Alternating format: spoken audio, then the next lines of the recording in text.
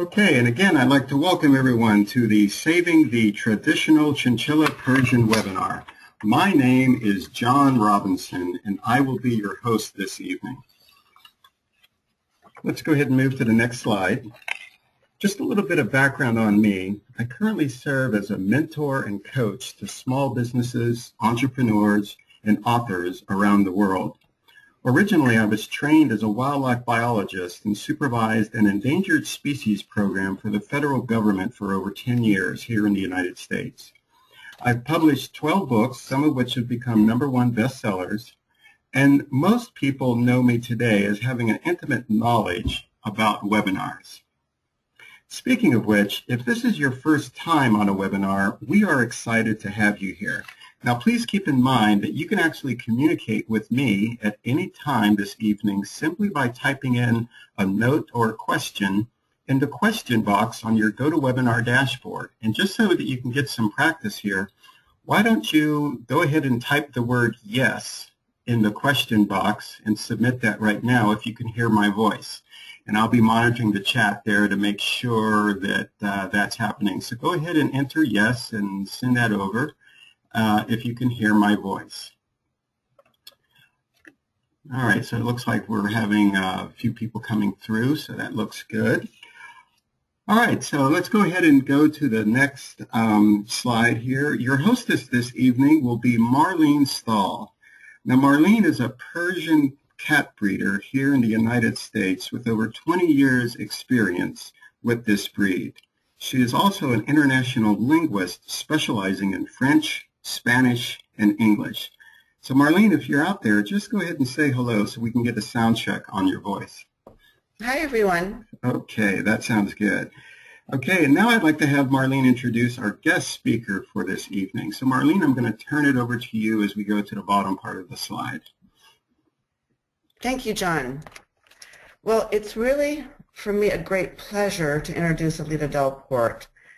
And I just want to say I fell in love with the Chinchilla Shaded Silver Persian in the early 80s as a student in a French university in Europe. There I purchased a book on cats and saw pictures of this magnificently, exquisitely beautiful breed. I vowed to myself to one day obtain a Chinchilla Shaded Silver Persian.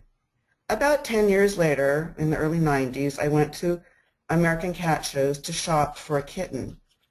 Little did I realize that the book I had purchased had been published in the 1970s. I was quite shocked and, in fact, a bit disappointed and frustrated to see how the breed had so radically changed. Through the last 22 years as a breeder, I have struggled alone to maintain something which seems to me to be in danger of loss. And I was just so delighted to discover Alida and her global network, which are doing wonders to preserve this breed. And now, a little bit more about Alida. Our special guest speaker this evening. A certified Toastmaster and world-renowned cat breeder, hobbyist, Alida Delport from Cape Town, South Africa, has been active in the organized cat fancy since 1981. She served on several cat club and breed group management teams in South Africa, both in the SACC, South African Cat Council, and the CASA, which is the Cat Association of South Africa, which is a WCF member, World Cat Federation member. Alida was involved in the project that got the Chinchilla Longhair recognized as a breed in its own right in the SACC in 1998. She was also a key person to extend the breed as recognized into the World Cat Federation in 2010, albeit under the name Traditional Longhair, because the WCF rejected the SACC breed name. She is currently now managing an experimental breeding program for Bromelias in South Africa, where the traditional long-hair silver cats are selectively used for outcrossing instead of the ultra-peaked Persian chinchilla. She is currently busy writing a book on the traditional long-hair cats and related breeds. Apart from cats, Alida is involved in the IT, or information technology, industry as subject matter expert and lecturer on business process management and software engineering methodologies. And now it is my pleasure and honor to introduce you to Alida Delport. Alida, you have the floor. Thank you, Marlene. To you and to John, I want to say thank you for all the effort and time you put in to make this webinar happen. If we look at the title of this slide here, Saving the Traditional Chinchilla Persian, every word contains some meaning that every word contains meaning that will be different to different people. Things like traditional, is that the right term or long term to use?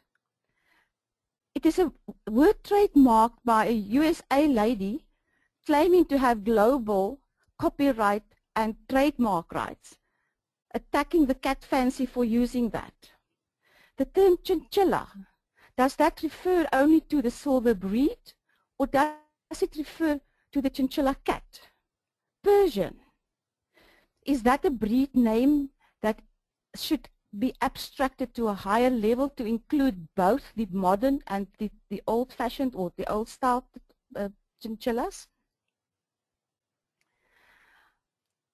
If one look at this wonderful picture here that was published on the United Silver and Golden Fanciers book, you see the ultra or the modern Persian. As opposed on the right-hand side, you see the cat that looked like many years ago. The Persian breed started or came to Europe in about 1620.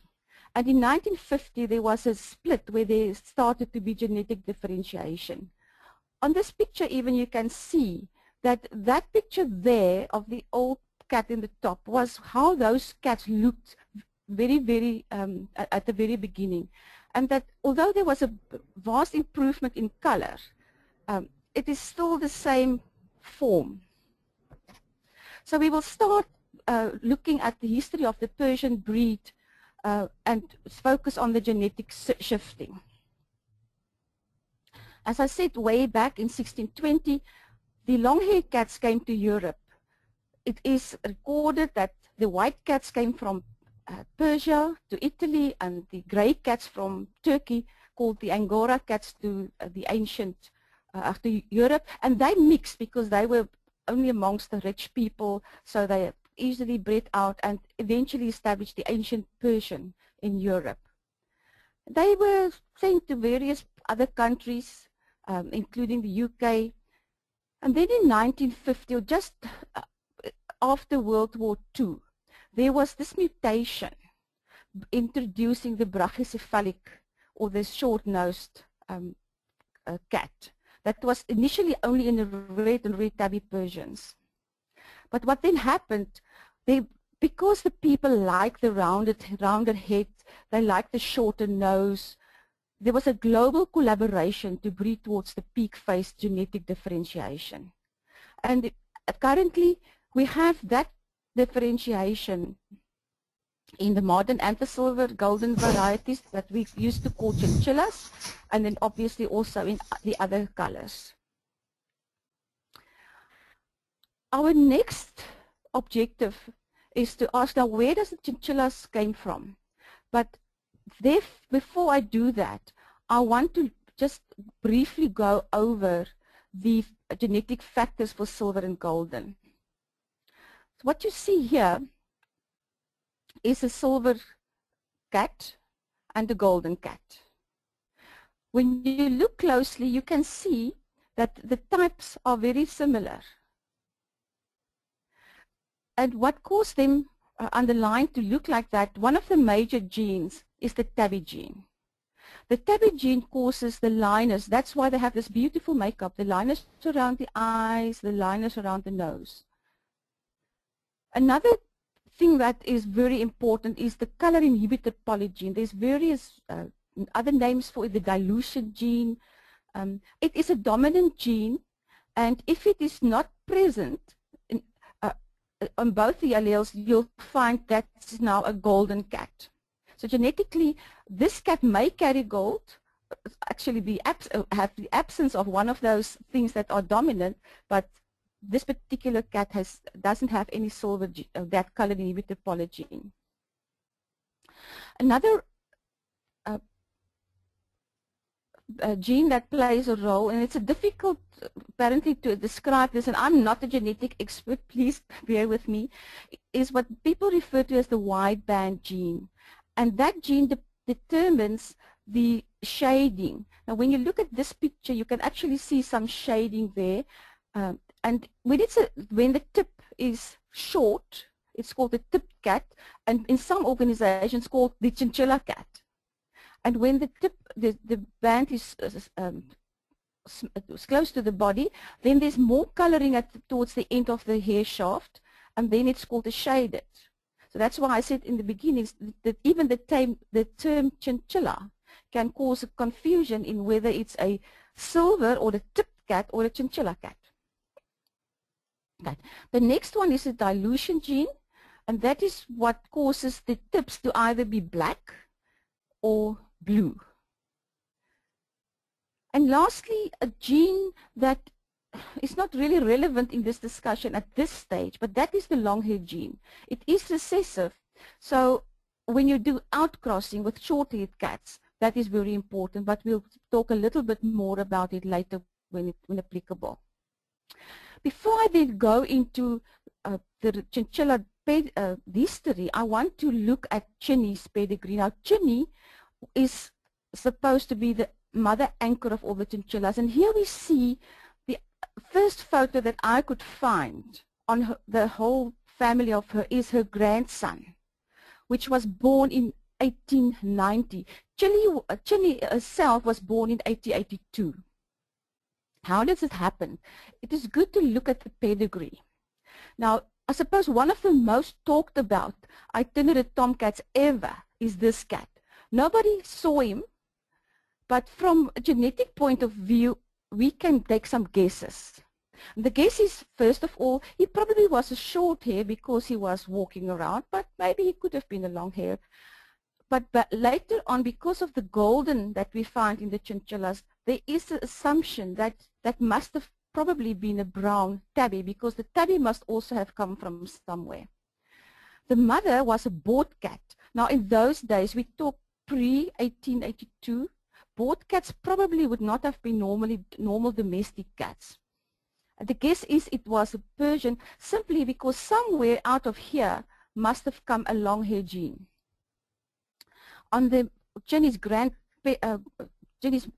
mother's side, the grandfather was a show winner, so again we assume a Persian, and the same for the mother, for Jenny's grandmother. Now when we look at Jenny's dad, he was a little bit, there's more known about him. He was born in 1881, and he was then bought by Jenny's breeder herself, and he must have had at least one long-haired gene. And when we look at Jenny's mum, she must have been, it is recorded that she was owned by Mrs. Hurd and she was a Persian. So what we know at least here is that she had two long-haired genes, so one must have been there, and there is, research sort of indicates that she might have been blue, in other words had a double dilution gene, but I cannot find this citation up until now. And then we get Chinny. Now her, as I said, date of birth is well known. She was sold to Mrs. Valens, and this lady decided to breed with her. And there were some very interesting and sad stories in between here until eventually we don't have any of the photos of Lambkin's parents, but we know he is the grandson. Right. So we now need to look at the history of the original Persian, and I'm going to use that term, original Persian, and that preservation that happened. And that is the evolution that we had of modern, the title to say, let's look now at the preservation of the original person. And we're going to put Lambkin on the spot, and we focus on Chinese lines. One of Chinese offspring was sent to America in 1889. Unfortunately, there's no record what happened to that particular cat. It was a female, and that history is lost. Then during World War II, when there was bombing in the United Kingdom, people had to go to bomb shelters, and pets were not allowed. So therefore, they sent their precious cats and pets to America, to friends and relatives, so that they could be safe there.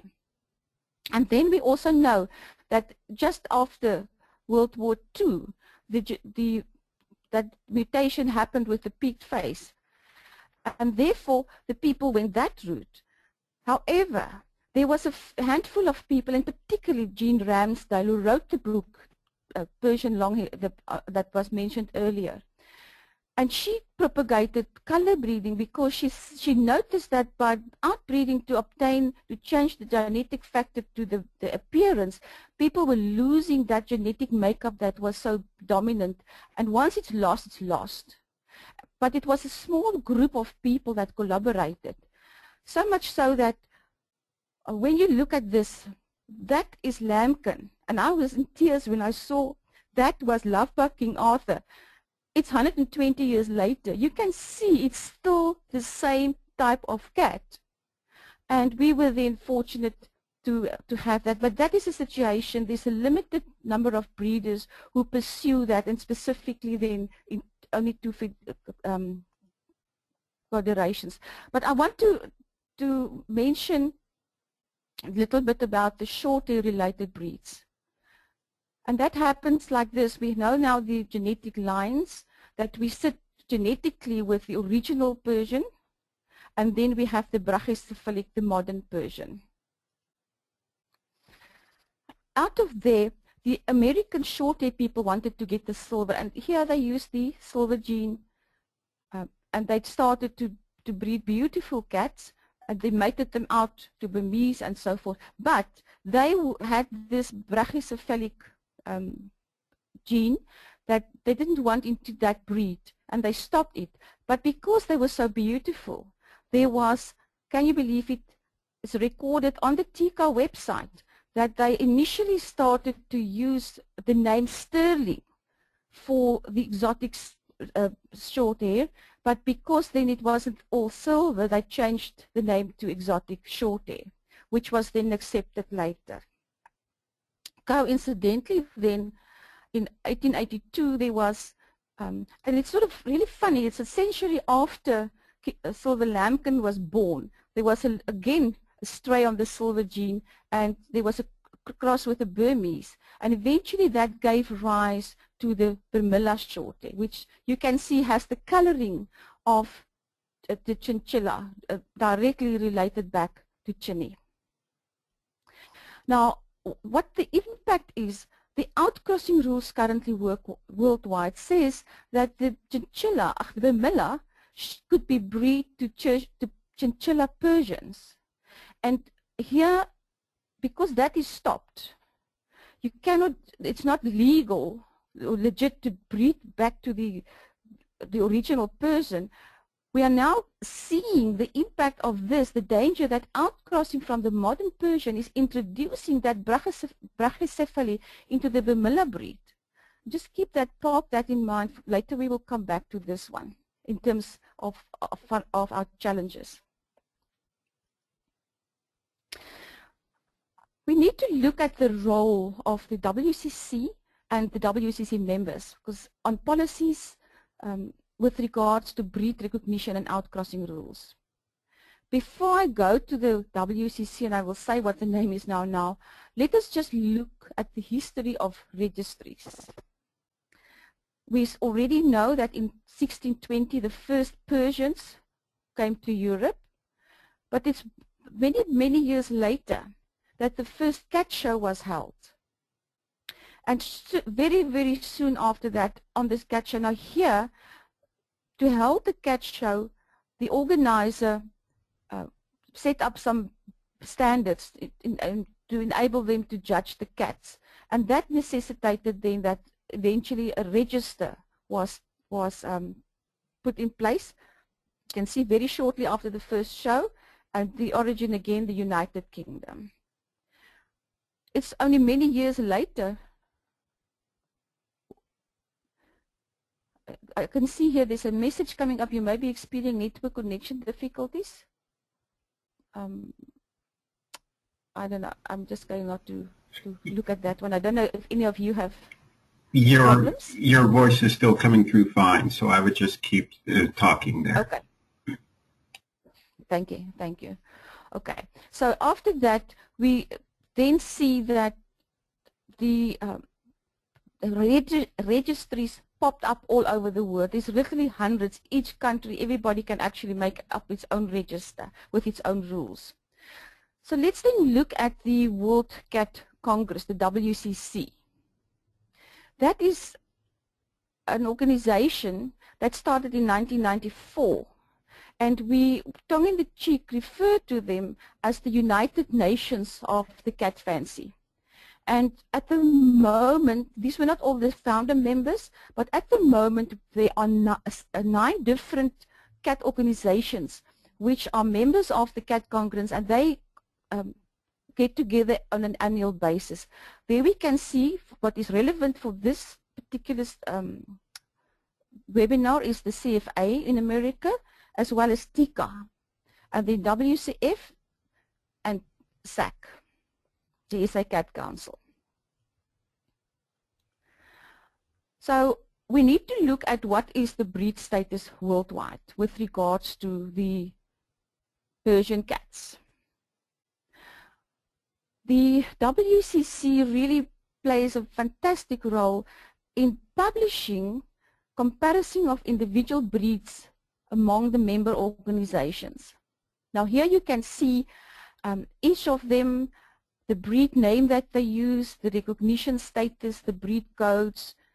In fact, they cover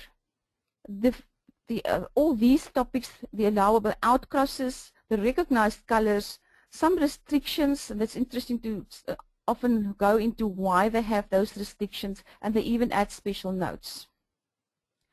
So here we can see all of these cats today have the brachycephalic heads, the round eyes that looks like saucers, beautiful, and then some of them, actually there's not a picture on this website. Now again, this website sadly is not real-time online. So people, I don't know exactly what the process is to update those things, but that is how it is useful. One can go to the organization, drill down into their information, and sometimes information is missing, but you can still get it by drilling down.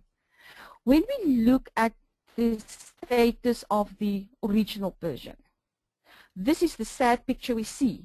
We see a chinchilla longhair in sac, and currently the traditional longhair under the breed code TLH is even not added, although it was recognized in 2010 in the silver and golden colors, expanded to all the Persian colors in 2012, and now it's 2014 and there's nothing.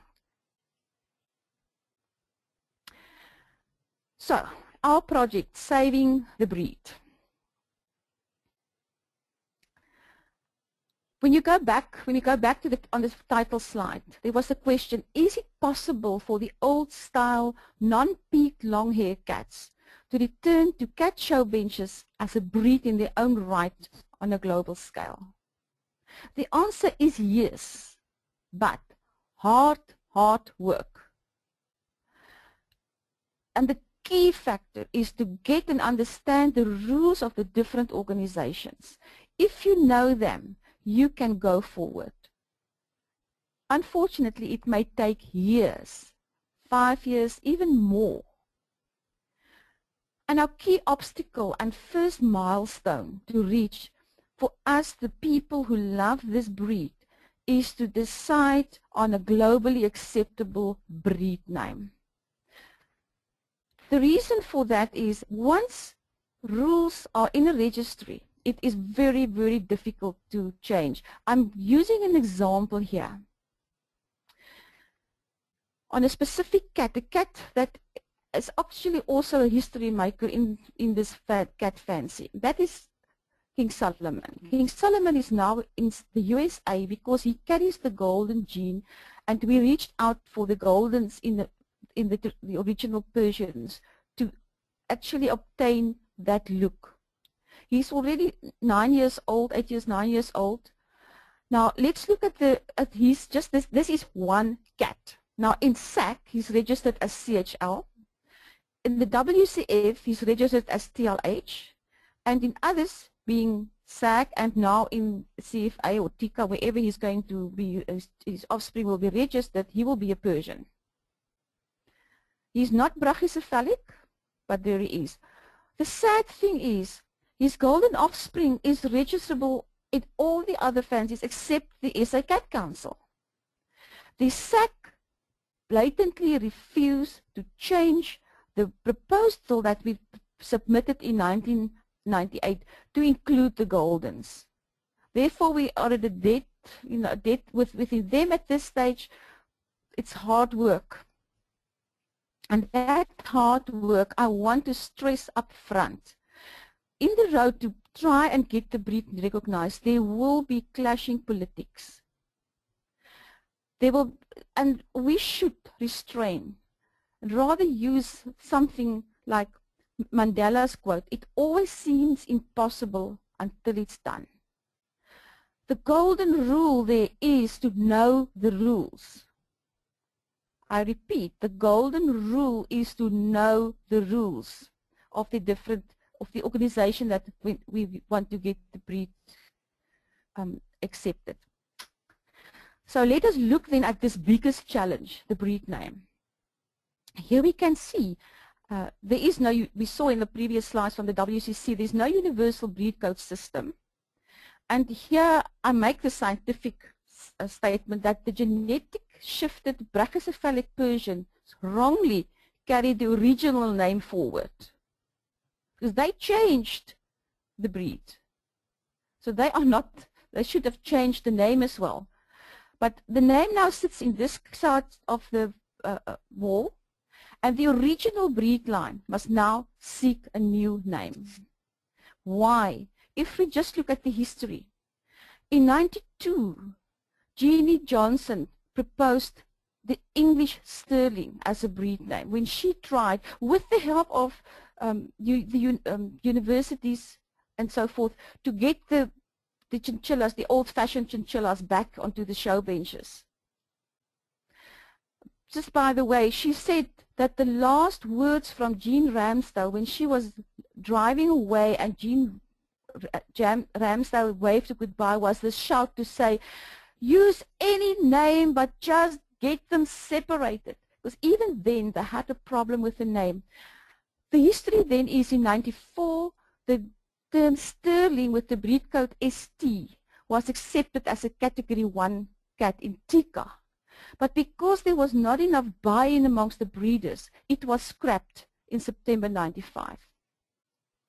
The story in SAC, although it was proposed as the classical chinchilla, I remember that was one of the names proposed in 1998, it was accepted by SAC as the chinchilla longhair with the breed code CHL. And as I mentioned, the color restriction there was silvers only. WCF, we wanted to take the standard that was at that stage running in SAC, and now we talk 2010, and presented that to the WCF. Now their procedures were different. There had to be a panel judge from the WCF coming out and see a number of cats. It was then told to us that WCF will not accept chinchilla longhair because the Persian people, and that was the reason, would vote against anything that contains the word chinchilla because they believe it is a Persian thing. So fine, at least one road further, it was accepted now in 30 countries you can register these traditional long hairs under in a WCF registry. In 2012, the WCF proposed that the color image, color mirror of the whole Persian breed should be applicable to the traditional long hair. But then, this year, the WCF was threatened by a lady with the name Diana Finneran, who claims then this international copyright of the term traditional in front of any cat breed. The WCF was not in a mood to fight her, and they changed the name to original long hair, keeping the breed code. So now we can see we have sterling, chinchilla long hair, traditional long hair, and at the moment we now sit with chinchilla long hair and original long hair.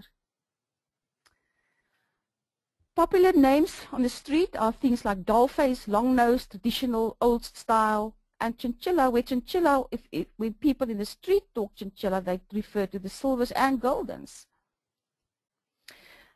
I posted this issue on the chinchilla long hair interest group on the internet, and I suggested deer heart.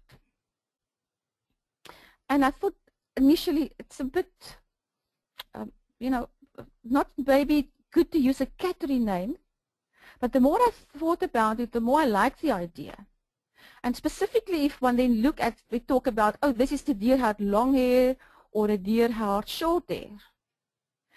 And specifically the reason here also is that in future, because we now have the Persian color mirror in the original long hair in WCF, people might like to create also the mirror for the exotic short hairs, and then the name deer heart short hair would also be perfect. And that name would honor Jean Ramsdale.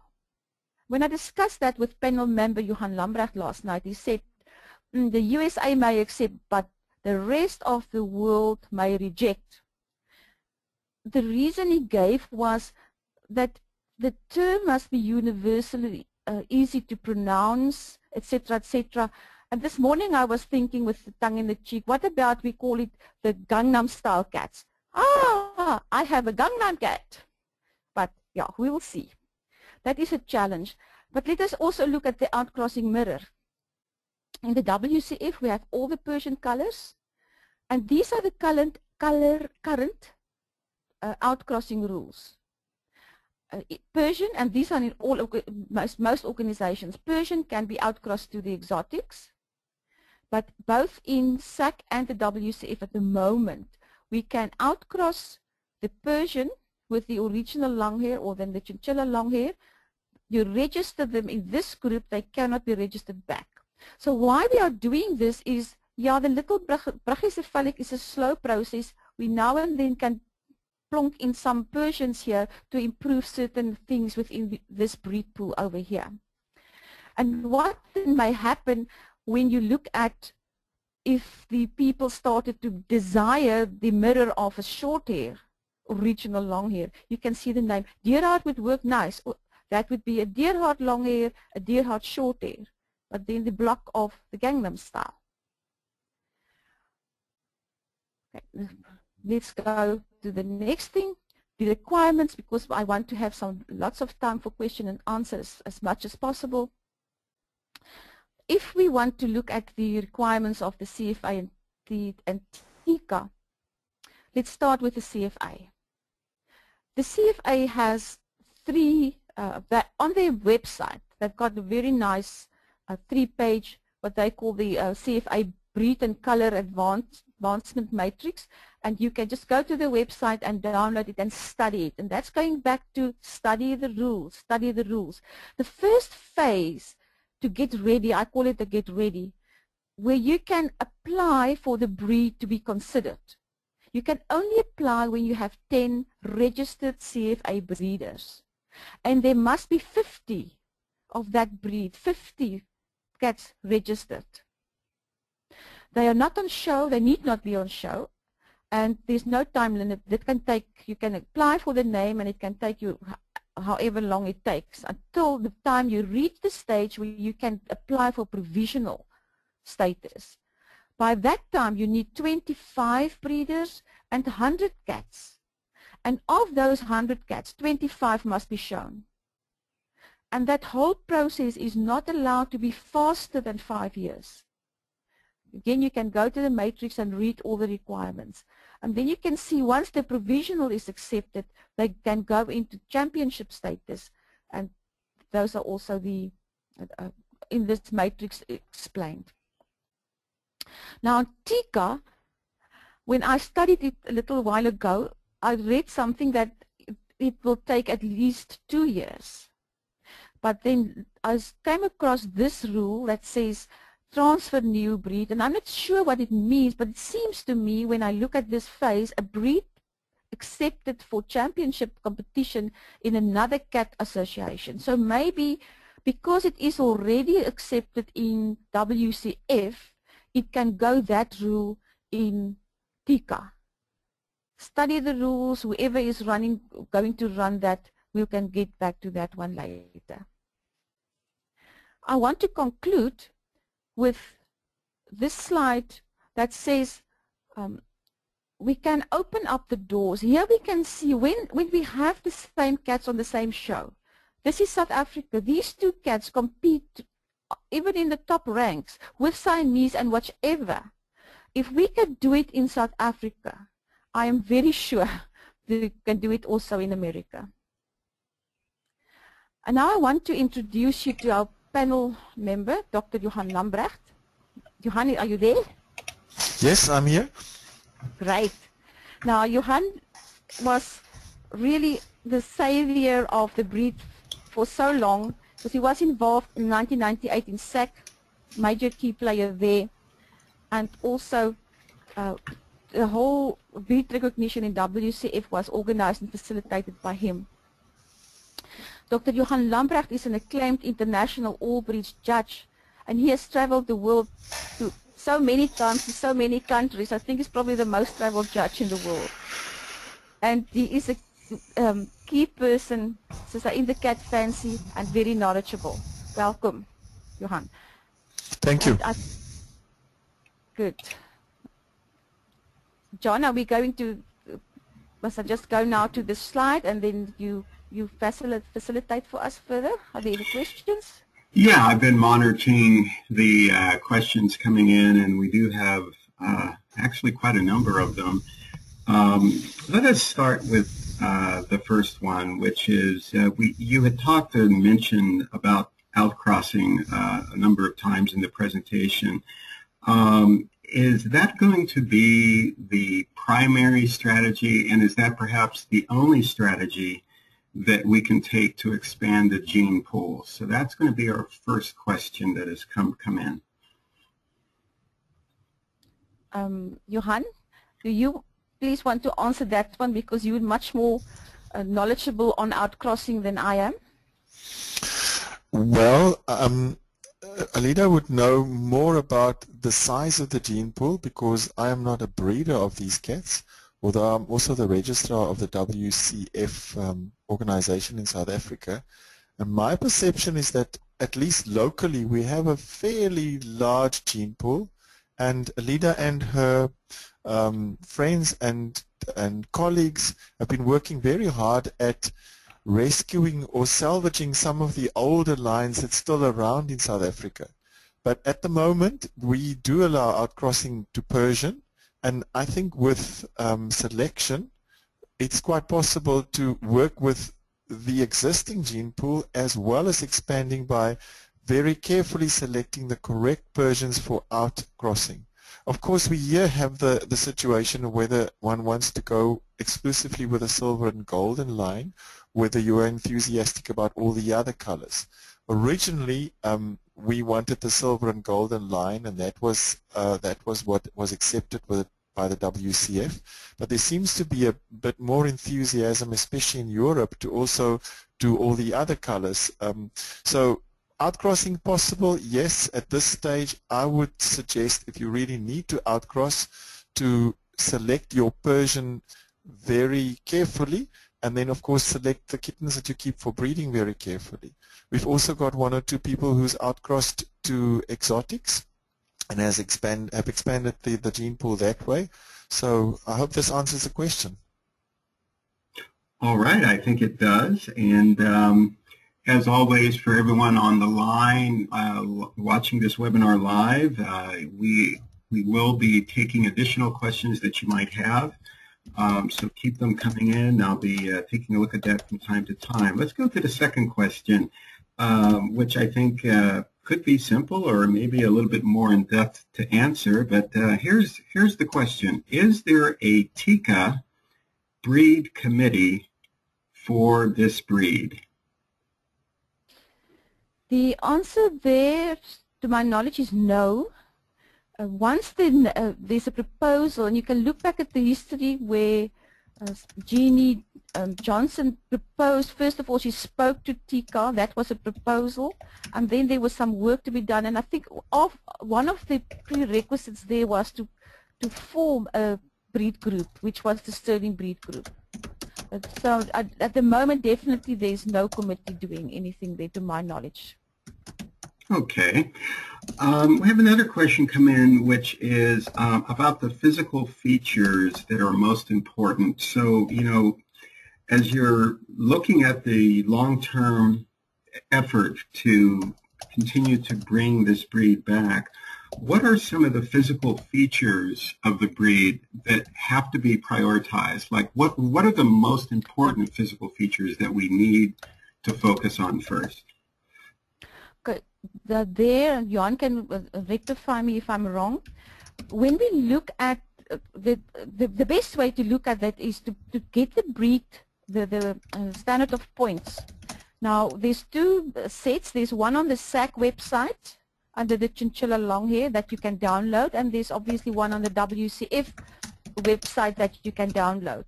And then in the book that I'm writing, I've actually have that table. We have the modern Persian next to it, and then we can compare exactly where things change or is different. One of the big differences is the eye shape. The Persian breed standard requires a round shape, a beautiful round circle. And for in the WCF, the traditional long hair, when they look at the cats that we presented on the breed recognition show, they said, no, those eyes are not round, they are walnut shaped. And it makes sense because the skull, we don't have that big round head face. We have a slightly less round skull, therefore the eyes are less round. So that is one of the big features when you look at the pictures. The eyes are definitely not saucers. The ears of the traditional is also, or the original is it's a medium-sized ear as opposed to the short ears that rounds the modern Persian, giving them a more rounded appearance. And then definitely the nose. I mean, the peak, it's not the peak nose, so that whole gene is not present. We don't have noses that sit right between the eyes. It's nicely, not long noses, but yeah, not brachycephalic. And then the size, because the gene pool was limited for a long time, the cats actually became a little bit smaller than the modern Persian. So they definitely, their body weight is from 2.5 to 3.5 for females and about 3.5 to 5.5 for males, which is not, the Persian cats are much bigger normally than those. But that's the, for example, size. And then I think the last thing are the legs. The body, it's not a cobby body like in the modern Persian. The legs are a little bit higher, the body is less cobby. Johannes, anything you want to add on that? Yes, I wish to add what Tanistela Slabbert, who was the doyen of the original or traditional long hair in South Africa, taught me as a very young judge student, is that smiling face. Oh, yeah. The modern Persian or brachycephalic, I quite often refer to them as the up and down faces or the scowling faces, and where the chinchilla long hair or the traditional long hair has got this broad, wide, smiling face that if you compare head-on frontal view photographs, you always see the smile in a good chinchilla. So the whole expression of the face, including the muzzle, the slightly longer nose, the not so deep stop, the full cheeks, etc., all gives for a more pleasing expression. And of course the eyeliners and the black paw pads color is extremely important in the silver and golden lines. Once again, when you look at the other colors, that's not such a big feature. But as judges, we are very strict looking at things like eye color, the eyeliner, the nose liner, the nose color. All of those things are extremely important. Whereas you could still forgive a modern Persian a little bit of a paler eye and sometimes whatever. But in the chinnies, they've got to shout at you, I'm a chinchilla or I'm a shaded silver, and yes, there's a slight difference in judging as well. Okay, we got at least a couple other questions coming in. I think over the years, from time to time, we hear about the ideas of perhaps outcrossing to an outside breed, and whether or not that might bring in some features that might be of benefit for this breed. And I think one of the concerns that some individuals have had is that outcrossing to any breed other than Persian is probably not recommended. Maybe we should be focusing on color breeding to preserve the delicacy of each of the colors that we see in this breed. So when we hear talk about that, you know, looking at outcrossing to other breeds, do we do it? Do we not do it? Are there any advantages or disadvantages? Are there any recommendations that you'd like to share there?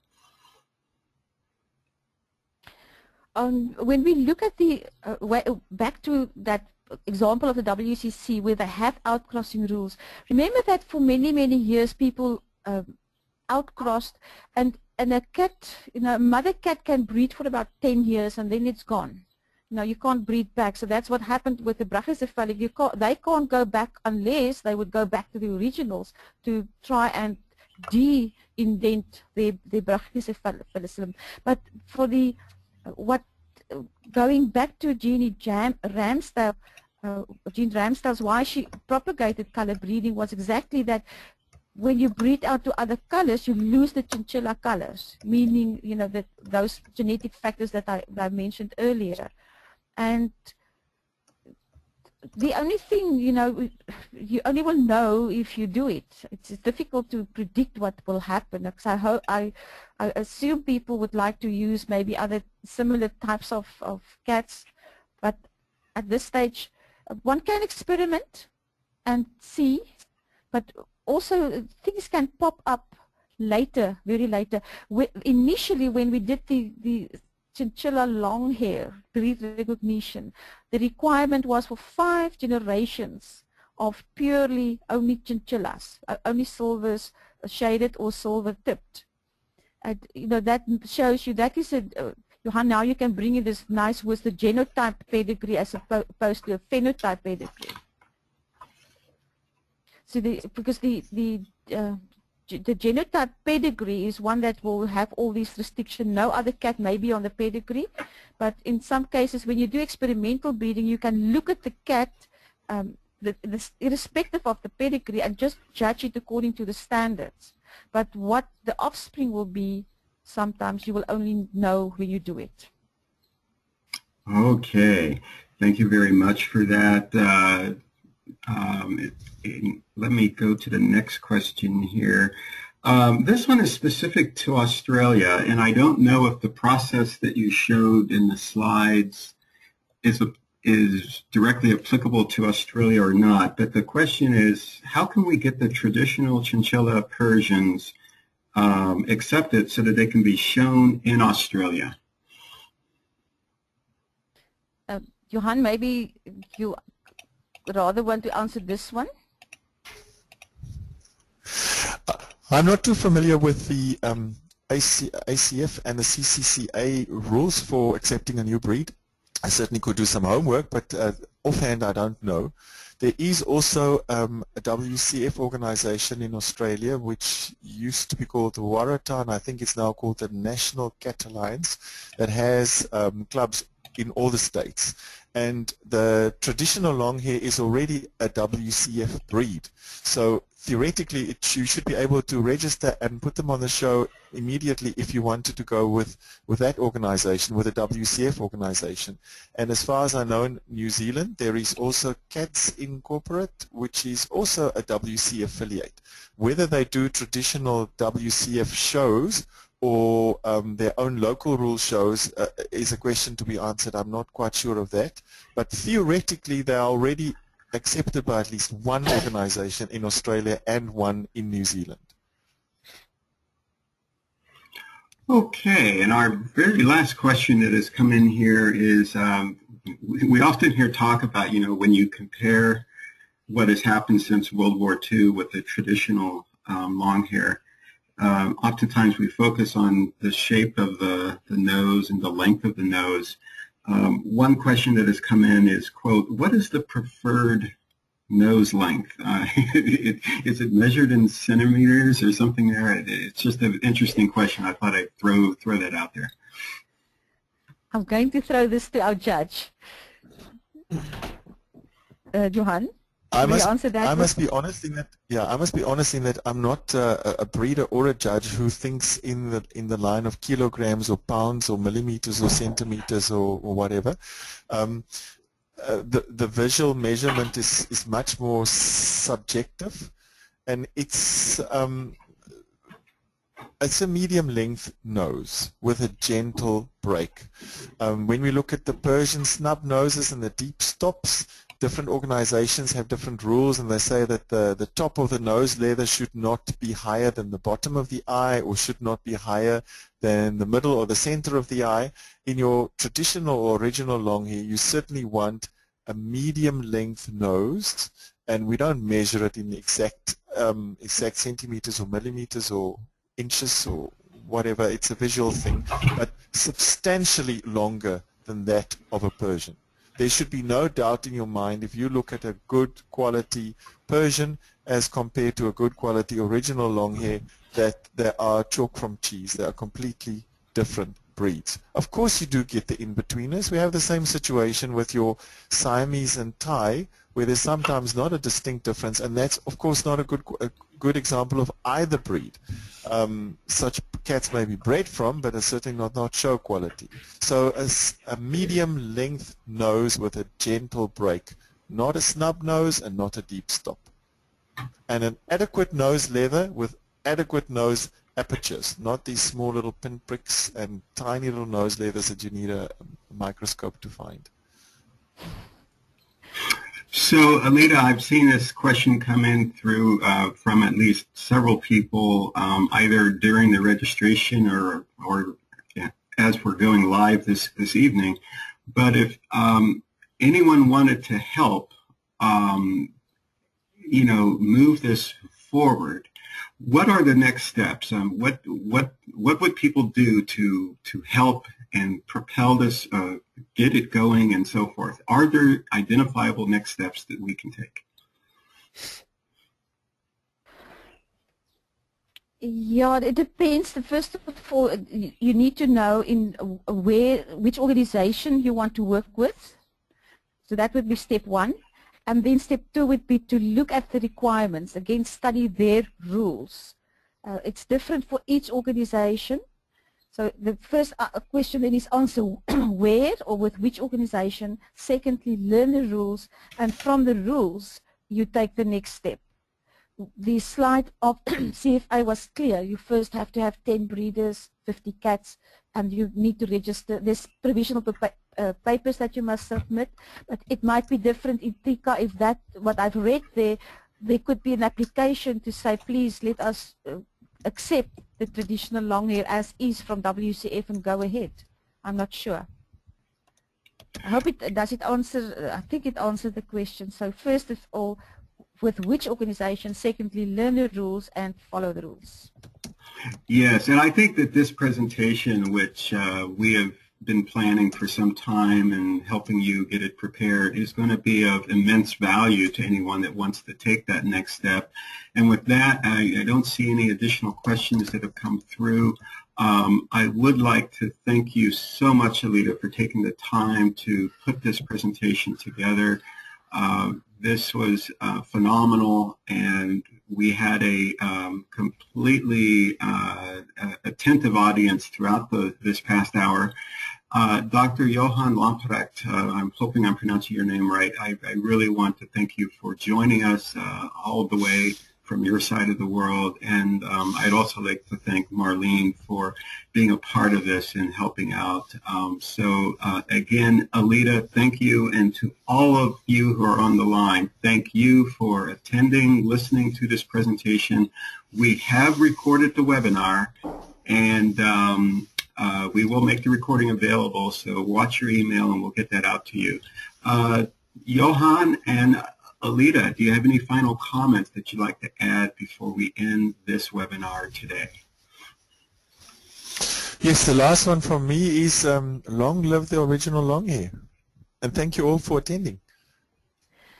And I just say yes, I do also say thank you. Just a little note, I saw a note here that just for the people in America to say that the WCF is also active in the United States, so that could also be a route to go and at least get the cats registered or even shown.